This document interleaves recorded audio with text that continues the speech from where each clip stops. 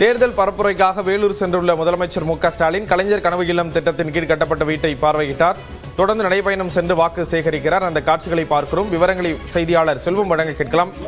செல்வம், விவரங்களை பகிர்ந்துக்கலாம்.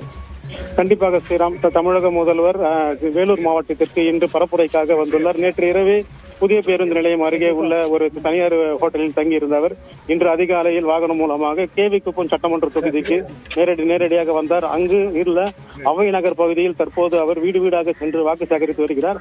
அவை நகர் பகுதியில் உள்ள கலைஞர் கனவு இல்லத்திற்கு சென்று அங்குள்ள பயனாளியிடம் தற்போது நிலை குறித்து அவர்களிடம் விசாரணை மேற்கொண்டு வாக்கு சேகரித்தார்.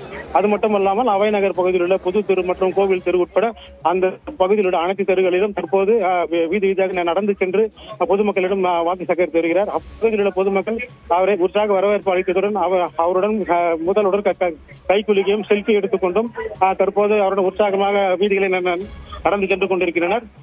போலீசார் சட்ட பாதுகாப்புடன் அவருக்கு கூட சென்று கொண்டிருக்கிறார். பொதுமக்களின் உற்சாக வரவேற்பில் இந்த பகுதியில் தற்போது முதல்வர் ஒவ்வொரு வீதியாக சென்று பொதுமக்களிடம் பேசியும் அவருடன் கைக்குலுக்கியும் வாக்குகளை சேகரித்து வருகிறார். விவரங்களை வழங்கியதற்கு நன்றி செல்வம்.